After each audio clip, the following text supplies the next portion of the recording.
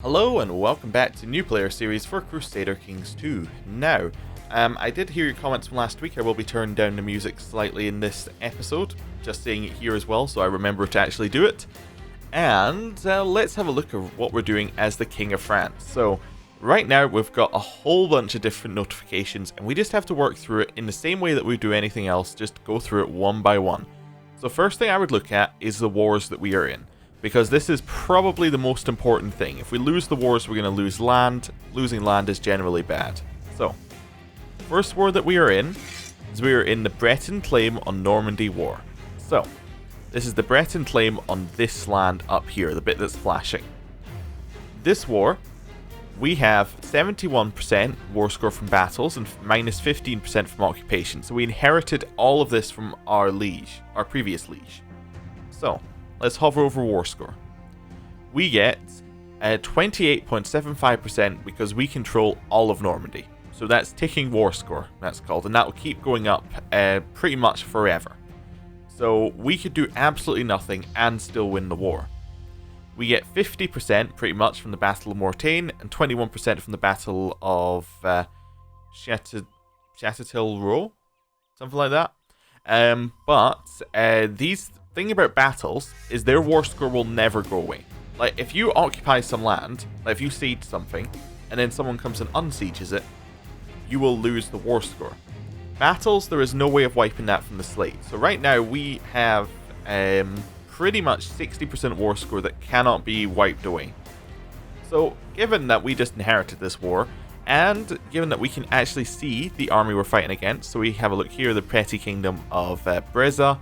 We can see the little shield here. This is probably his full army, and we can see it's shattered retreating with a little white flag. We know that he's probably just lost a major battle and is being forced to retreat. So let's have a look at what happens if we offer peace. What are the options? So we try and enforce our demands. What would happen is, because he declared the war, he would lose prestige because he doesn't win it.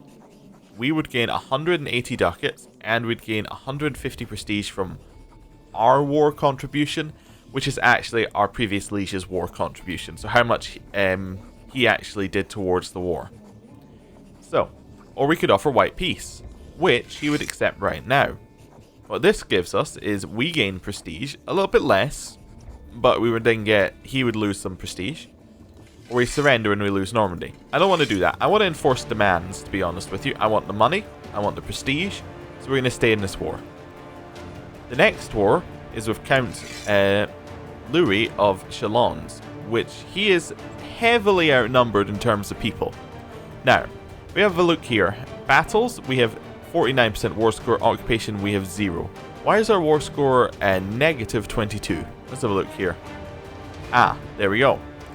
We have 50% from our battles.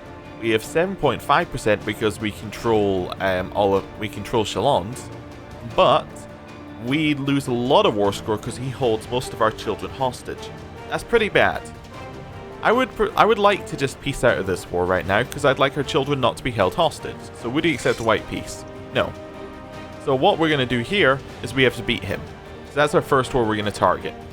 Because pretty much if we don't target him, like pretty much we want to target him because this war is going to has ticking war score. So what will happen is this war will keep going up. We'll keep getting closer and closer to winning it by doing nothing. This war here, we have to actually put some effort in and do something. Now, I think if we were to siege his lands, what would happen is he would then surrender fairly quickly. So that's what we're going to do. Right. Next thing. We can call in our allies to our claim Normandy war. We're not going to do that right now. Why are we not going to do that right now? Well, basically we don't want the AI to get confused. When the AI is focused on one war, it's fairly competent. When AI has to split its attention, it's not so good. Right, next one. We can request a rank up with our society. I mean, it might be an okay time to do this, but you know, we'll do that right now. So basically what we did is we click on this. It takes you to the wrong screen because societies are new and they haven't fixed this bug yet. You then click on the society screen, then you click on this little plus sign or whatever it is for the society you're in. It'll always be in the same spot. Basically what we do is we spend 750 of our devotion Now, devotion being just basically something that we get over time for our stewardship, diligence, and chase, and things we also get for being in charge, not being in charge, for doing missions, basically. So, we can spend it to do different things. Now, right now, we're at first level, we can't spend it to do anything. At the next level, we can use it to give ourselves a vow of celibacy. Then we can go further up, and further up, and further up, and it keeps doing different things at each level. But we don't need to care about that right now. We're just going to pay for our next level, assume that that will go through. Right, next thing, council. If we have a look at our council here, we'll see that we have pretty much the same council in terms of the positions tab, but in the My Council tab, we have an advisor slot. Now, this slot is basically for it's for powerful vassals who aren't very good. Basically, it's for stats. It's for powerful vassals who have really bad stats. See if I can find one. It doesn't look like we actually have any.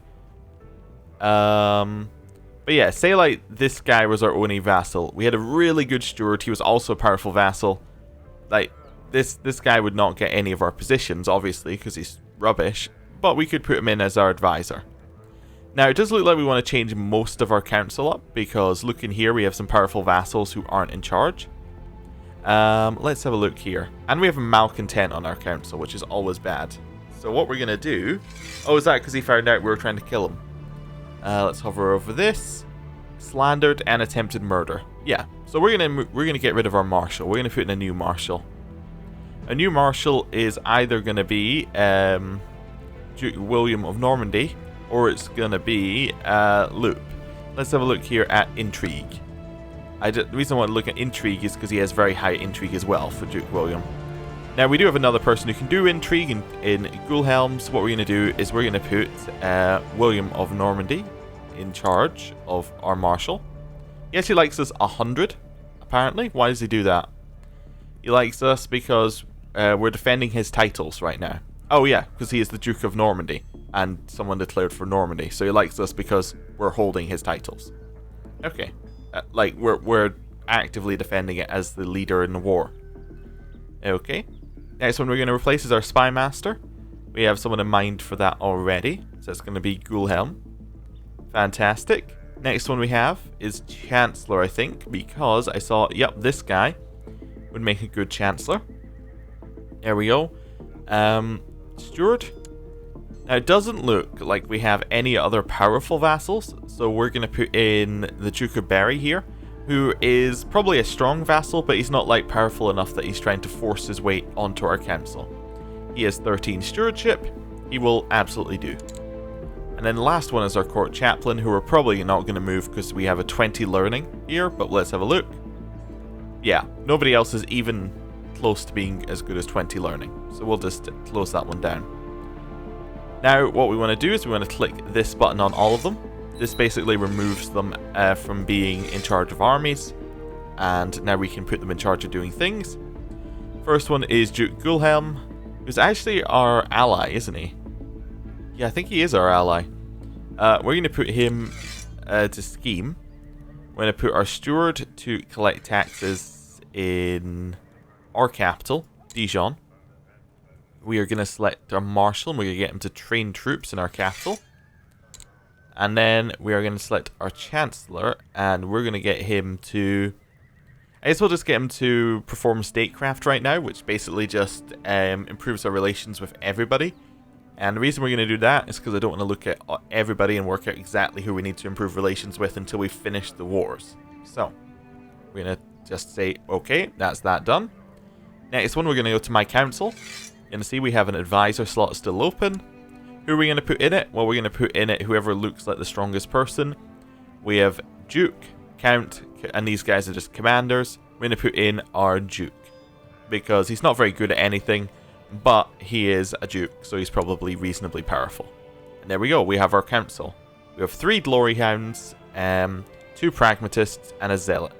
So what this means is pragmatists basically will vote for things that are likely to succeed. So they like things that wars against weak opponents. They like the realm to not have strong vassals, things like that. Glory Hounds like to do the opposite. They like to go after more powerful opponents. They like strong realms, things like that. And Zealous people like things that go towards our religion, like holy wars, that sort of stuff. Right, so next thing on our list, we can create titles. What is that last title? That looks incredibly bugged. The titular title of K Dynasty Reb. Alright, that's a bug. Okay, but yeah, we could create titles if we want to. We're not going to. There's no particular reason that we want to right now that we can see, so we're just going to leave it. Our heir is unmarried. We're going to leave that as well, especially as I think our heir is captured. We have unlanded sons. We're going to leave that as well for just now. Righteous imprisonment, that's the same guy. We're going to leave it.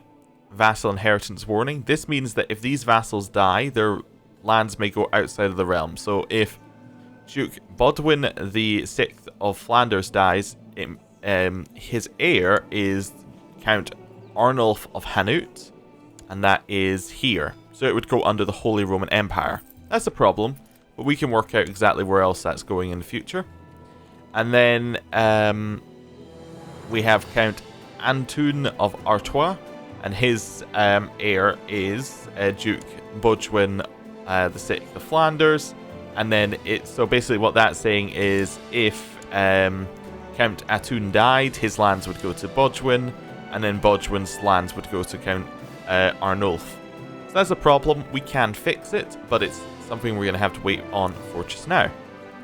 Next one, vassal levies have been raised too long. We don't care about that, but basically what that means is these vassals dislike us by 23 because we've raised up their men. But we have to because we're in wars. Next one, we need to pick an ambition. Become exalted amongst men is our only ambition, so we will take it, I guess. It's fine. It requires us to get to 1,000 prestige. If we do, we gain a diplomacy and 100 prestige, and then we get 5 opinion with, if I actually hover over it, with a bunch of different people. I think those are just all of our vassals. I could be wrong. Right, the next one is we need to set a crown focus. I guess we'll set it in our capital. So crown focus, you can either set through that button, or you can click on your thing and you can click make crown focus. What crown focus does is it basically means that that province is going to do better. It's going to prosper, and prosper is basically a buff that can go on it that raises up like a whole bunch of things like taxes and other such things. So that's why it's good to have that. Right. The next one is we need to select commanders of France, and basically because we are a king, we are allowed to choose more commanders. So if we scroll down, we have 2 more commander slots open, and we also have more to choose from because we are now the King of France, so we can choose anyone who is below us. Like basically anybody who is in the Kingdom of France. Now, Bodwin is currently our Chancellor, so he can't do it. Etienne is currently our advisor, so he can't. Well, he could do it actually. He's an advisor, which basically an advisor doesn't have any jobs to do, so they can easily be a commander. And then the next one we have, he is our spy master, so he cannot be one. Hughes is nothing here. He's currently a designated regent of France, but he's nothing there. Jack is nothing. He is Craven though, so he's not going to be a commander. Then we get down into very low martial levels, so we're just going to leave that for just now. We don't need another marshal in there. Okay. Now what we're going to do is we're going to click on military. We're going to see we have a lot more vassal levies that are unraised, because obviously now we're the King of France. So what we're going to do is we're going to hover over this button. We're going to hold control, so it will not raise any levies in lands that have enemies in them. Then we're going to click it. What this does is it raises up the old King of France's army by the looks of it, and it also raises up Aquitaine, or Toulouse's army. Okay, and the reason Toulouse's army was not raised is because they were in our war. Okay, cool. So we're going to merge up over here, and then we're going to go win this war against Count Louis. Right, let's unpause the game, let things go. Thanks to my loyal spies, I've found out that Count Hughes of Charolais attempted to promote his vile heresies. How should I use this information? Oh, so this is still the guy who we've been trying to kill and get rid of.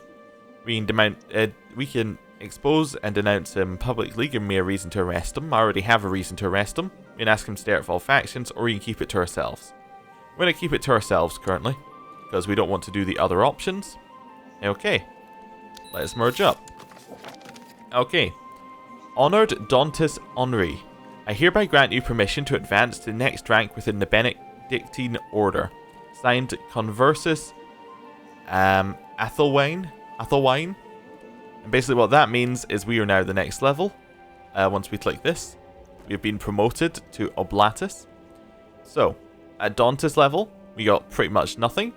Oblatus level, we get Stewardship, we get Piety, but we do lose, we keep the Fertility. I think we actually got Fertility Lord in the previous one, even though it's not showing when I hover over.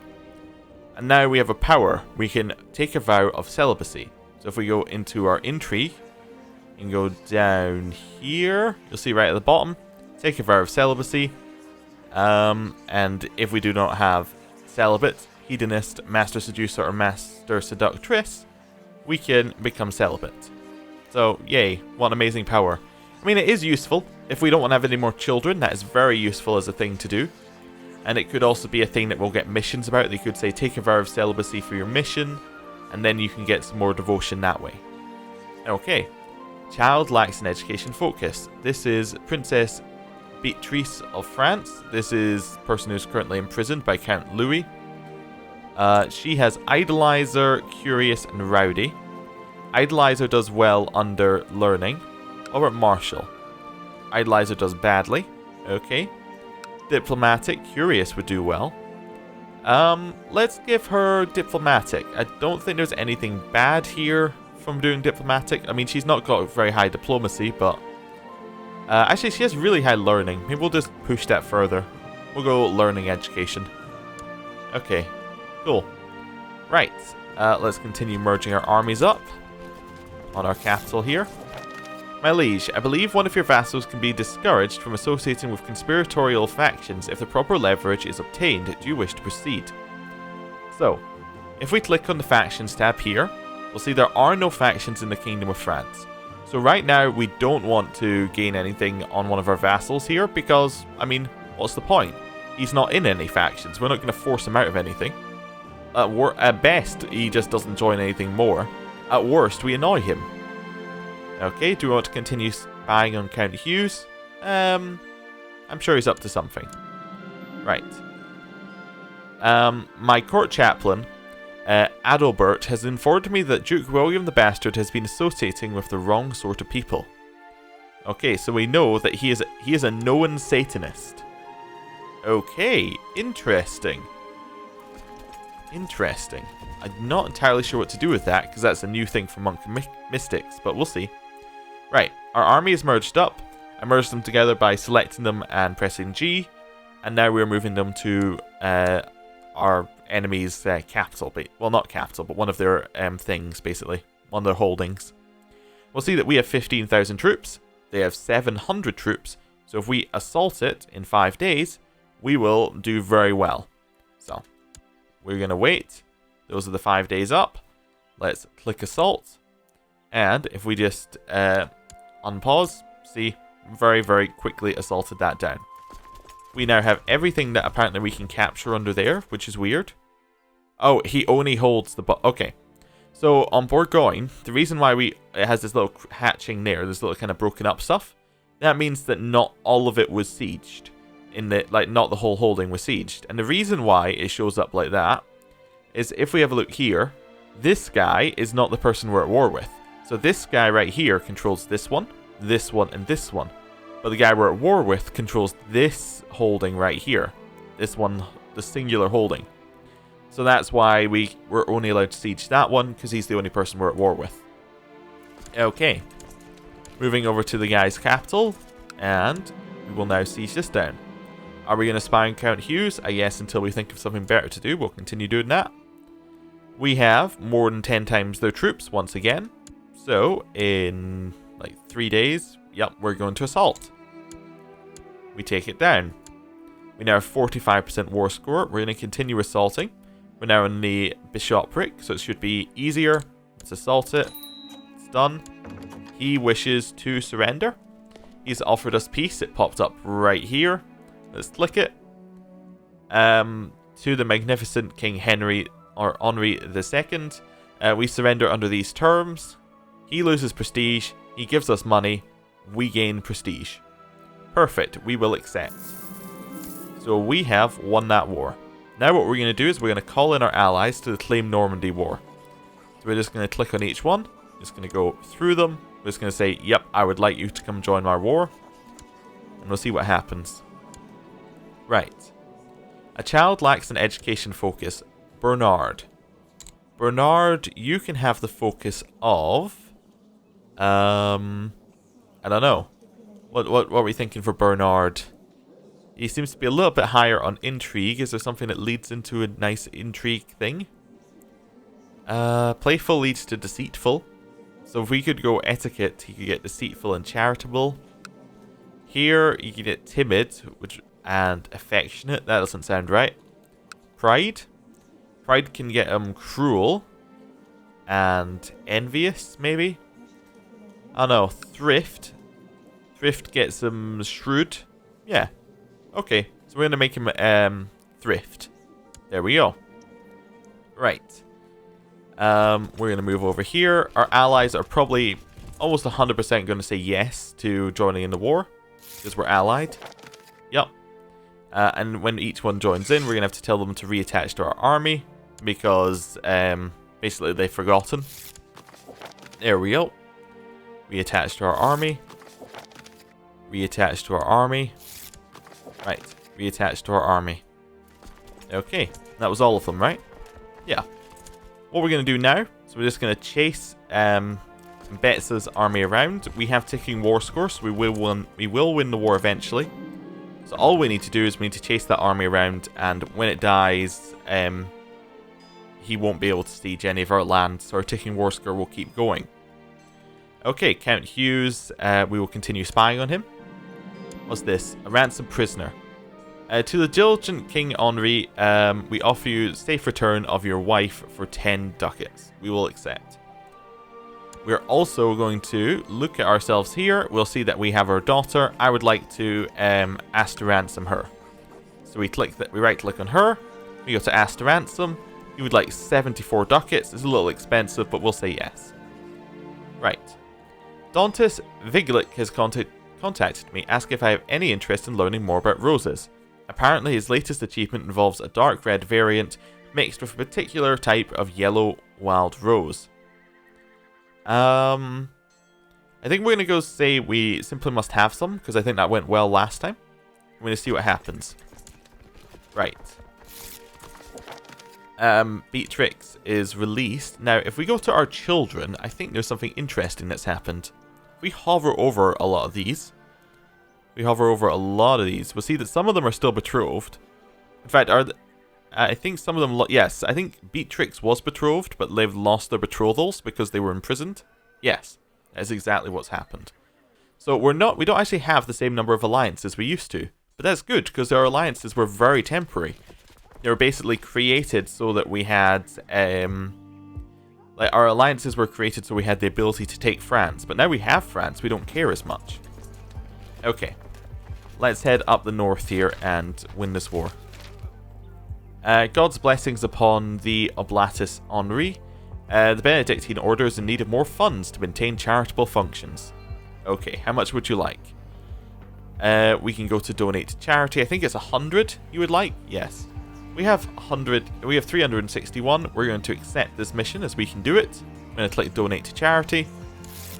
We get 100 devotion from doing the event itself and lose 100 gold. And God's blessings upon the Oblatus Henri. The Benedictine Order has received your graciously donated gift. You have our thanks. In addition, those whose lives will be greatly improved by your charity. Anyway, go with God. Signed, Convertus Athelwine. So we get the 100 donation from the donate to charity button. We also then get another 100 devotion from doing this event, I think. I could be wrong. And we get a monthly piety and temple vassal opinion. That's good. We got some devotion, and devotion's what we use to rank up within our order. The roses I sent for have now been planted in my own gardens, their beauty spreading joy to anyone who passes by them. What a true marvel of God. So, you will receive our thanks. Oh, did we already have the... Oh, we already had the Rose Gardens modifier on our character. I found it out by clicking, and then looking at the bottom here for the one that looked like a rose. Hover over it, it gives us prestige. Perhaps we should have gone with the other option, as we don't get the full benefit of this event's good side, because we don't get that modifier again. Okay. Well, he still likes us, which is good. We are looking for the army, which is still in here, I think. Maybe it got destroyed? I'm sure I saw the enemy's army in here. I'm going to continue. Oh. Why is it over? Oh, okay, I think I figured out what happened. Our enemy won their war, won their battle right here, and then they disbanded their troops and rose them up again over here. So basically, they disbanded their troops before we could have, basically before our troops could kill their troops. They just were like, okay, we'll just disband. Okay, let's head over here. Looks like they're in another war, so that's unfortunate. We're going to keep chasing them because we'd like a little bit more war score. And so we're going to chase them all the way down to Leon and see if we can perhaps get them. There we go. We got one of their armies. That gave us 100% war score. We'll now right click on his face. We will offer peace. We will enforce our demands. We get some more money. Perfect. We can now move our army back into our lands just very quickly. What's this? He's declared a war on our cousin, who I think is imprisoned by us. Yes, currently imprisoned by us. We will continue spying on Count Hughes, and we will disband our troops. I think that was all our troops we had raised. Yep. Oh, by disbanding, by the way, that was selecting them, and I pressed X to disband quickly. You can also disband through this one. You can click the button again for, say, we've raised these ones, you can click the dismiss one. Or you can hover over them, and there's a button, if I go do that again, there's a button right there to disband unit. Okay. Right. Well, I'm going to end the episode here. Thank you for watching. I'll see you next time. Goodbye.